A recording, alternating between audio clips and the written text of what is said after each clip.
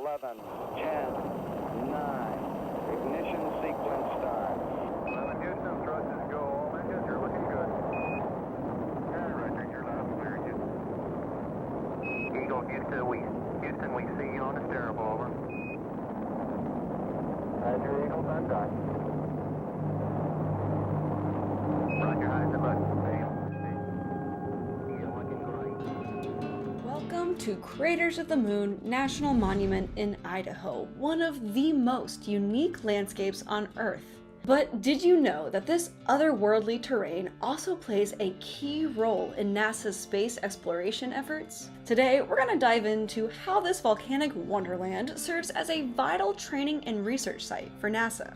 With its vast lava fields, rugged landscapes, and strikingly alien appearance, Craters of the Moon might look like the surface of another planet. And that is exactly why NASA finds it so valuable. This remote, barren terrain provides an earthly comparison to the lunar surface and other planetary bodies. NASA has been using Craters of the Moon as a training ground since the Apollo missions in the 1960s. And why did all this start with Apollo? Well, for one thing, as you probably already know, the Apollo missions dealt with traveling to the moon. Well, fun fact, astronauts are great when it comes to piloting a spaceship and navigating space. But they are not as good with geology and volcanoes, and as it would turn out, to have a successful mission to the moon, you need quite a bit of knowledge of both those things. So the astronauts had a thing or two to learn. Let's dive into this a little bit more. Much like Craters of the Moon, the surface of the actual moon is full of ancient volcanic activity. In fact, most of the moon's surface is hardened magma and basalt, aka it's a volcanic wasteland.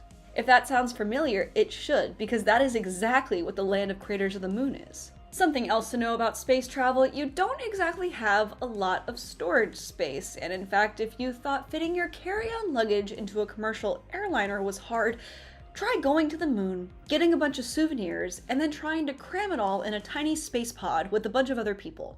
It's not exactly easy. A critically important part of the Apollo missions was collecting samples to bring back to Earth for study.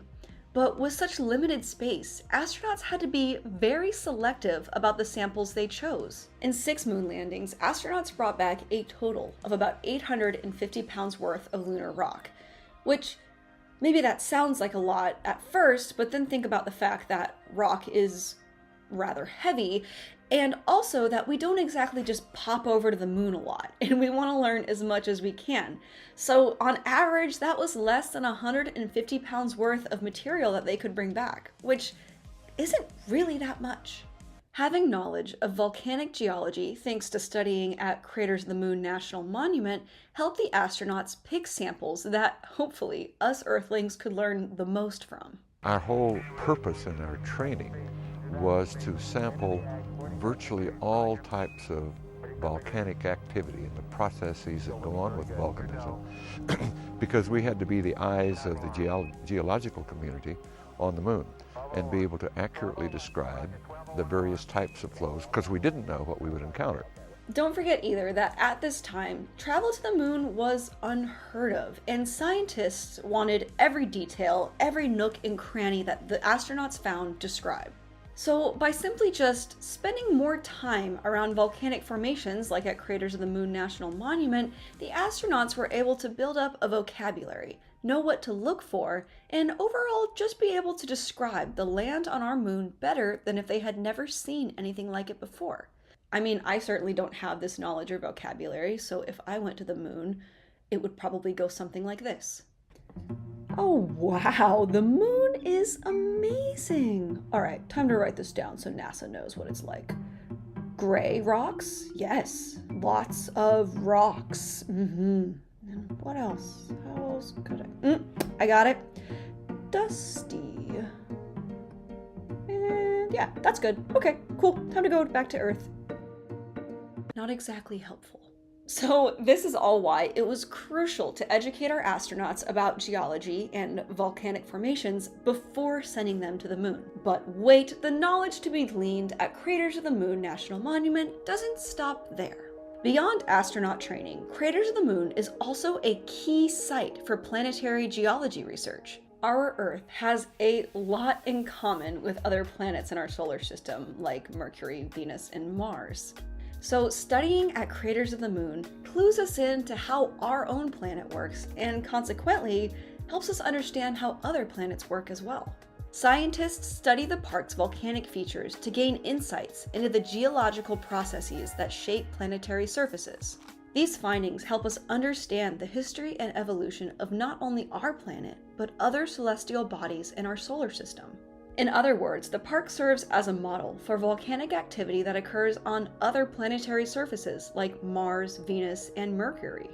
But just like before, it doesn't stop there, because Craters of the Moon is also incredibly valuable for designing research equipment. Think about the Mars rover for a minute.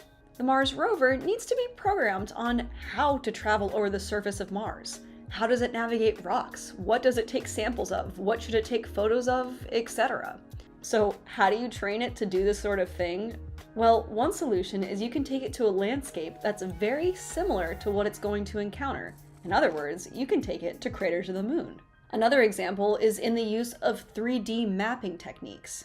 In the lava caves, aka lava tubes, that Craters of the Moon has, scientists have designed and refined a method of using LiDAR to scan the area and generate a three-dimensional model of what it sees. Isn't that all, ridiculously incredible?